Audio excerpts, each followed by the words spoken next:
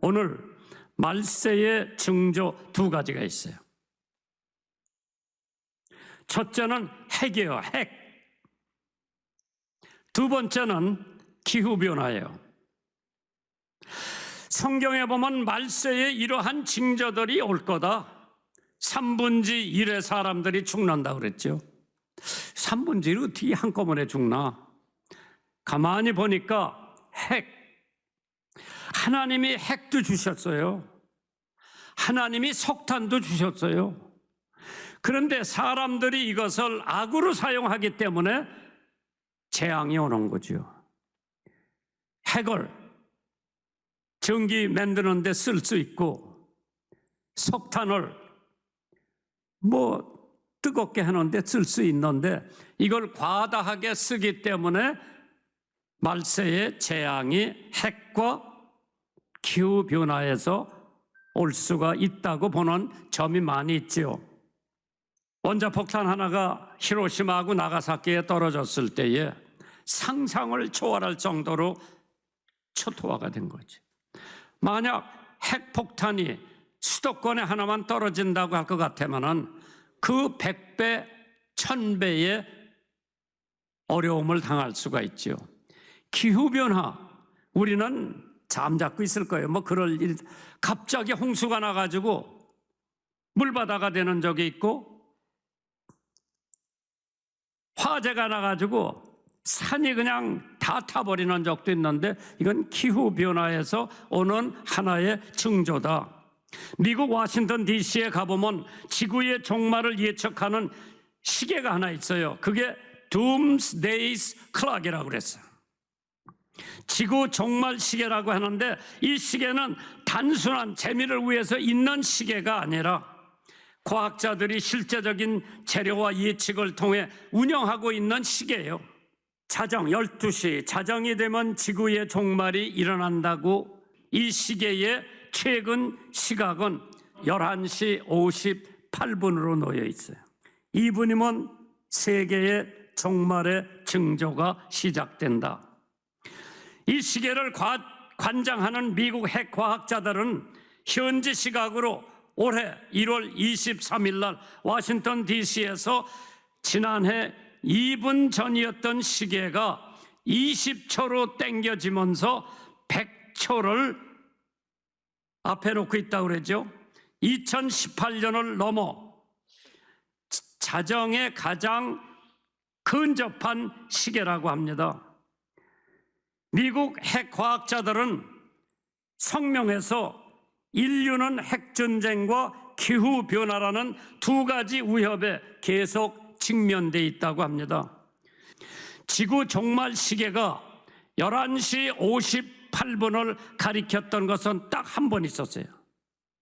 그것이 소련과 미국이 핵폭탄을 실험하던 냉전체제 당시였다고 합니다.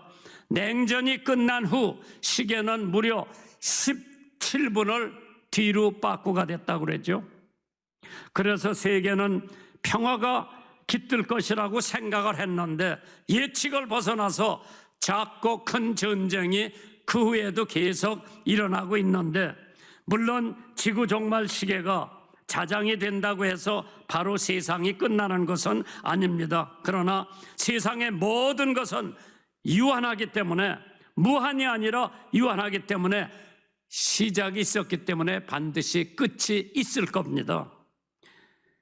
그래서 유한한 이 세상에서 할 수 있는 가장 가치 있는 일은 예수님을 믿고 복음을 전하고 주님의 뜻대로 사는 일이 말세를 대비하는 일이라고 했습니다. 그래서 오늘 본문에 있는 말씀을 보면 깨어 있어라. 깨어 있으면 도둑도 방지할 수가 있고, 깨어 있으면 국군도 흥망성쇠가 좌우할 수가 있고, 깨어 있으면 재난도 피할 수가 있다고 했습니다. 로마서 13장 11절에 또 너희가 이 시기를 알거니와 자다가 깰 때가 벌써 되었으니 이는 이제 우리의 구원의 날이 처음 믿을 때보다 가까웠다고 그랬어요. 그렇기 때문에 베드로전서 5장 8절에 근신하라, 깨어라, 너의 대적 마귀가 우는 사자같이 두루다니며 삼킬 자를 찾아다닌다고 했습니다. 지금 성도들이 해야 할 일은 말세를 대비하기 위해서 깨어 있어야 돼요. 미국의 모 군사 전략가가 이런 말을 했답니다.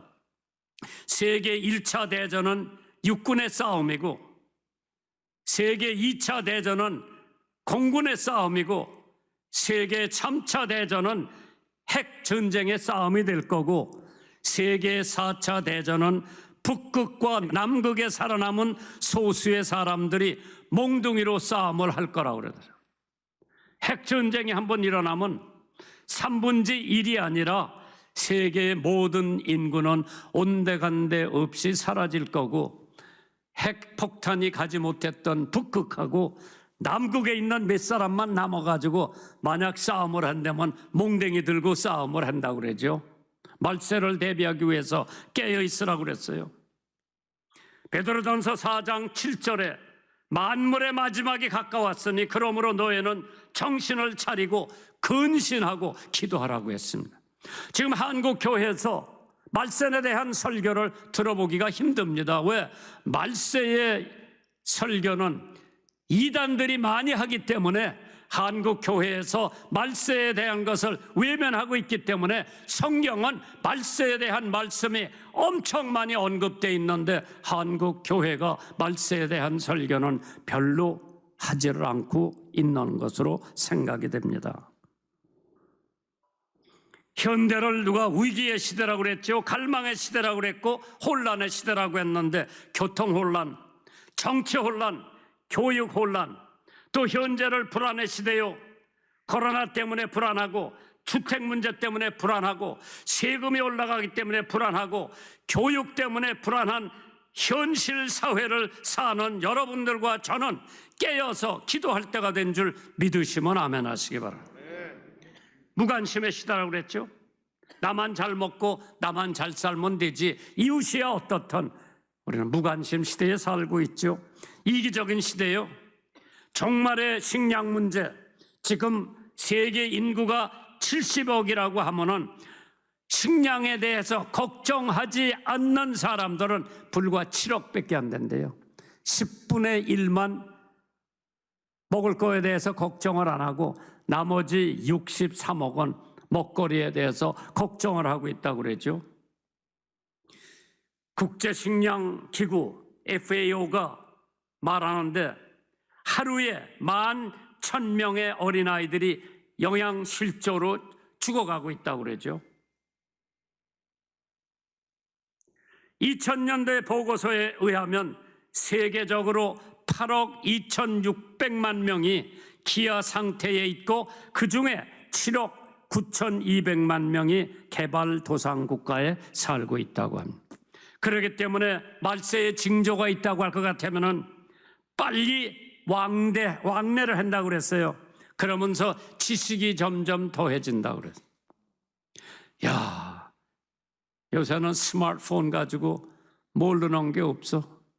옛날에는 내가 깨어있어라, 이거 어디 성경에 있는데 어디 있나 하면은 근거 어른들 찾아서 깨어있으라는 단어가 뭐 수십 개가 나오는데 이것도 찾아보고 이것도 찾아봐야 내가 원하는 성경 구절이 나왔는데 지금은 그냥 이것만 누르면 나오더라고. 야, 부산 가서 집회하고 그날로 돌아올 수도 있고. 참 하나님께서 얼마나 많은 혜택을 우리들에게 주셨는지. 그러나 말세의 징조 또 하나가 빈부의 차이가 심하다고 그랬어요. 적 그리스도가 출현한다고 그랬죠. 전 세계에 복음이 전파된다고 그랬고 사랑이 식어지고 죄악이 만연된다고 그랬어요. 인간의 지혜와 과학이 계속 발달되죠. 이스라엘 독립과 예루살렘이 탈환됩니다. 국방력과 군비력이 증강되고 있는데, 그런데 오늘 본문에 있는 말씀을 보시면은 주인이 여기 있는데 그 주인이 무엇을 했는가 한번 생각해 보세요. 첫째로 멀리 여행을 떠났다 그랬어. 타국으로 갈 때 마가복음 13장 34절이요. 가령 사람이 집을 떠나 타국으로 갈 때에 종들에게 권한을 주어 각각 사물을 맡기며 문지기에게 깨어 있으라 명함과 같다고 했어요. 예수님께서 이 땅을 떠나실 때에 내가 가서 처소를 예비하여 처소를 다 만들어 놓으면 내가 다시 와서 너희를 데리고 간다고 그랬어요. 예수님이 가신 것은 처소를 준비하러 가셨다고 그랬죠.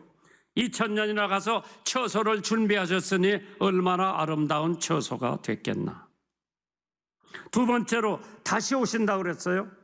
여행을 떠나면 반드시 다시 오게 마련입니다. 이민을 가면 살러 가기 때문에 올 필요가 없습니다. 그러나 우리는 이민 온 거 아니고 우리는 나그네요. 나그네는 지나가는 사람이요, 다시 돌아와요. 그러나 우리의 본향이 어디요? 하늘나라예요. 우리는 여기서 나그네 생활을 하다가 근국은 하늘나라로 이사가는 성도들이에요. 다시 와서 우리를 영접하신다고 그랬어요.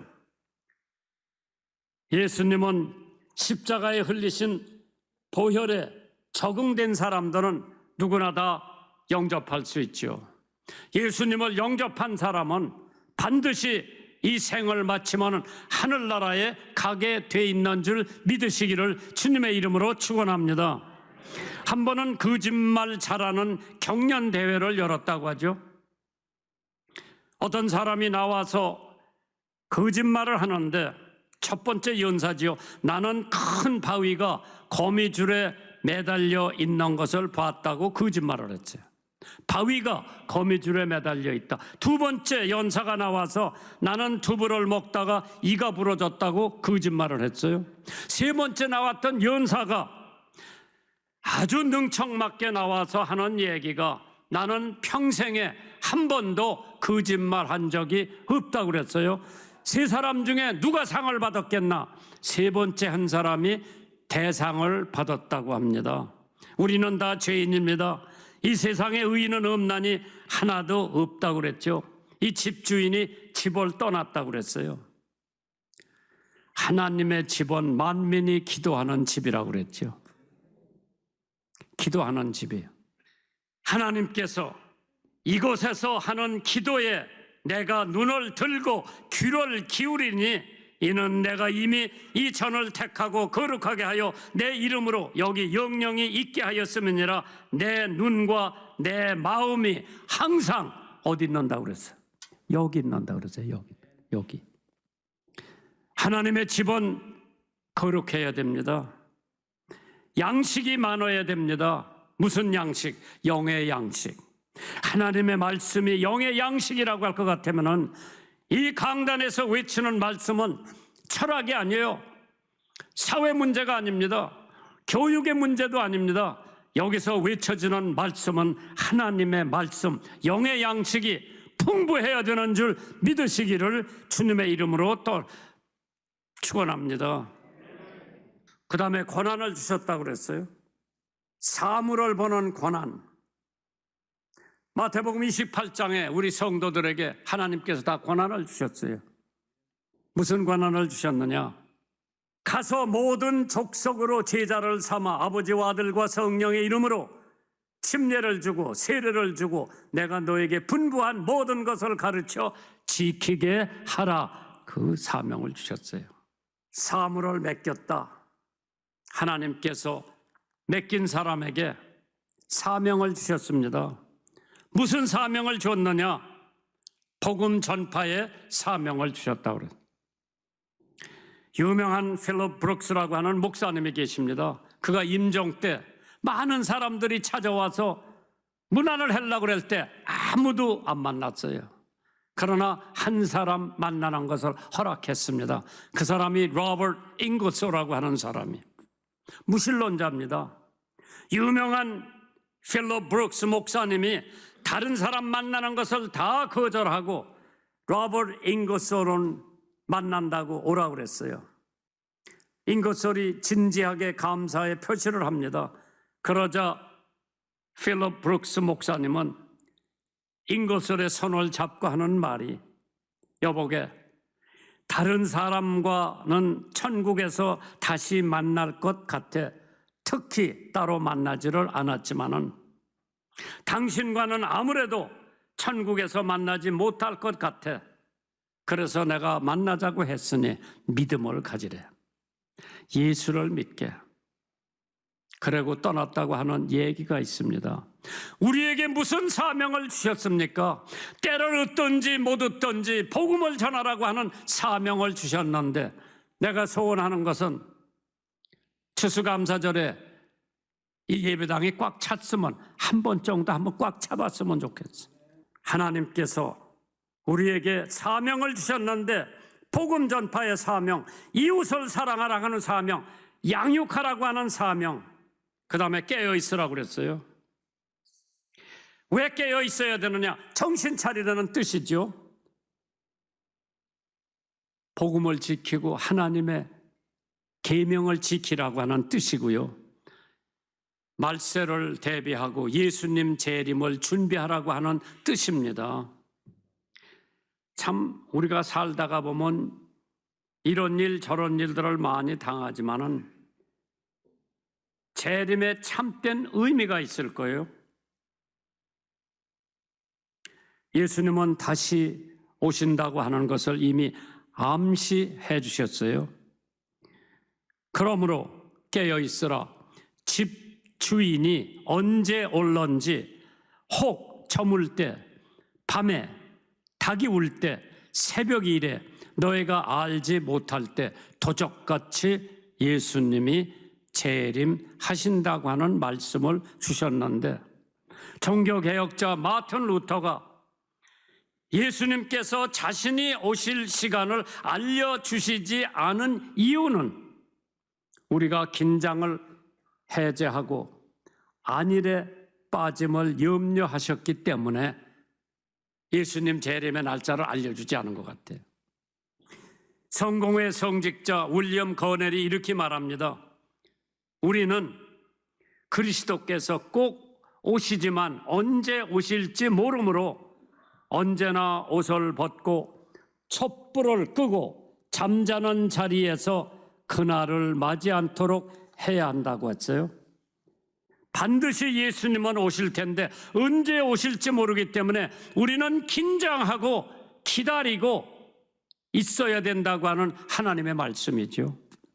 고난에 참여하고 견디라고 그랬죠. 신앙의 정절을 지키라고 그랬습니다. 바람 부는 대로, 물결 치는 대로 우리 신앙이 왔다 갔다 하는 게 아니라 신앙의 지조, 말씀에 근거한 신앙의 지조를 지켜서 말세를 대비하고 예수님 재림을 대비하는 성도 여러분들 되시기를 주님의 이름으로 축원합니다. 경건하라고 그랬습니다. 재림을 사모하라고 그랬어요. 그러면 하나님께서 상을 주신다고 그랬지. 예수님이 어떠한 모양으로 오실 것 같아요? 요한계시록 1장 13절 이하에 나옵니다. 잘 들어보세요. 촛대 사이에 인자 같은 이가 발에 끌리는 옷을 입고 가슴에 금띠를 띠고 머리와 털에 희기가 흰 양털 같고 눈 같으며 그 눈은 불꽃 같고 그 발은 풀무에 단련한 빛난 주석 같고 그 음성은 많은 물소리와 같으며 그 오른손에는 7 별이 있고 그 입에는 좌우에 날선 검이 나오고 그 얼굴은 해가 힘있게 비추는 것 같더라. 그렇게 예수님이 오신다 그래요. 그거 설명해 드릴까요? 발에 끌리는 옷을 입었다고 하는 것은 제사장의 표시요. 예수님이 제사장 중에 제사장이에요. 두 번째로 가슴에 금띠를 띄었다고 하는 것은 왕의 표시요. 예수님이 오실 적에는 임금으로 오세요. 왕으로 오세요. 세 번째, 머리는 눈과 양털같이 희다고 그랬어요. 이거는 성결의 표시요. 예수님 깨끗하십니다. 네 번째로 눈은 불꽃 같다고 그랬어요. 무소부재하시다고 그랬어요. 다섯 번째로 발은 빛나는 주석 같다고 그랬어요. 능력의 표시요.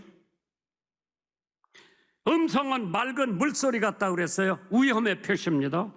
오른손에는 별을 잡았다고 그랬는데 별들은 주의 종을 의미합니다. 8번째로 입에 날선 검을 가졌다고 하는 것은 권위를 상징하는 거죠. 9번째로 얼굴은 햇빛과 같다고 그랬어요. 영광의 위엄의 표시라고 그랬어요. 예수님은 갑자기 오신대죠. 알지 못할 때 도적같이 예수님이 오시기 때문에 우리는 깨어서 기다리라고 그랬어요. 갑자기 오시기 때문에 항상 예수님을 바라보고 살아야 돼요. 신앙의 태만을 방지하라고 그랬어요. 철학자 스포노서가 내일 지구가 멸망한다 하더라도 나는 오늘 한 그루의 사과나무를 심는다. 준비한다는 거지. 예수님 오실 거니까 나 아무것도 안 하고 그냥 가만히만 있는 게, 그게 예수님 기다리는 게 아니라 복음 전해야죠. 이웃 사랑해야죠. 하나님이 주신 계명은 지켜야 돼요. 그래야 말세를 대비하고 예수님 재림을 기다리는 성도 여러분이 되실 줄 믿습니다. 셋째로, 무엇을 우리에게 기대하고 계실까요? 깨어 있을 것을 기대하고 계시고 기도하는 것을 기대하고 계실 거예요. 존 웨슬리와 찰스 웨슬리의 형제 신앙의 인물이라고 하는 것은 많은 사람들이 잘 알고 있지만 그 배후에는 신앙의 어머니 수슨 웨슬리라는 여자가 있죠. 수슨 웨슬리의 남편, 이름 아는 사람 잘 몰라. 웨슬리 찰스는 우리가 잘 알아도 웨슬리 아버지 이름은 잘 몰라. 그 이름이 세뮤얼 웨슬리요. 그 양반도 목사예요. 하루는 그 목사님이 자기 아내에게 당신의 인내심에 탄복하지 않을 수 없구려. 저에게 같은 말을 20번이나 되풀이하고 있으니 말이요. 그러자 수센나 부인이 뭐라고 그러는 거 아니? 내가 19번 말하고 포기해버렸다면 내 모든 수고가 헛되었겠네요. 20번 얘기하니까, 20번 반복하니까 거기서 9명의 아들이 대성을 한 거예요. 그 중에 존, 찰스 웨슬리 두 사람이 옥스퍼드 대학에서 홀리 클럽, 성신 클럽을 만들어 가지고 대영 제국을 변화시켰어요. 왜? 어머니의 끊임없는 기도, 어머니의 끊임없는 교육, 어머니의 끊임없는 훈육이었었어요. 존 웨슬리 목사님은 시간뿐만 아니라 돈을 아끼셨다고 합니다. 젊은 시절에 사역을 시작할 때 한 해 동안 존 웨슬리의 생활비가 28파운드였대요. 자기가 1년에 받은 연봉이 30파운드예요. 그럼 2파운드가 남아 그것도 하나님 앞에 바쳤대요. 그러다 이 사람이 유명해지니까 돈도 더 들어오고 수입도 더 생겼어요. 어디 40파운드, 50파운드, 100파운드, 150파운드 1년에 수입이 들어오는데 그 사람 생활은 28파운드로 끝을 낸 거예요. 나머지는 다 나누어진 거예요. 마지막으로 임종하기 전에 그 사람이 가지고 있던 돈 전체 재산이 10파운드밖에 없었어. 그것도 남 주고 하나님 품으로 간 거예요. 그러한 사람이 나왔다고 하는 것은 그러한 위대한 어머니가 자라면서부터 훈육을 시킨 거예요. 3살만 되면 주기도를 외우라고 그랬어. 5살만 되면 A, B, C, D를 가리키고요. 6살 때부터는 기도하는 법을 가리킨 거예요. 안 하면 회찰이요. 20번씩 계속 강조를 한 거예요. 그러한 어머니 밑에, 그렇게 기도하는 어머니 밑에 자식들이 삐뚤어 갈 수가 없는 줄 믿으시기를 주님의 이름으로 축원합니다.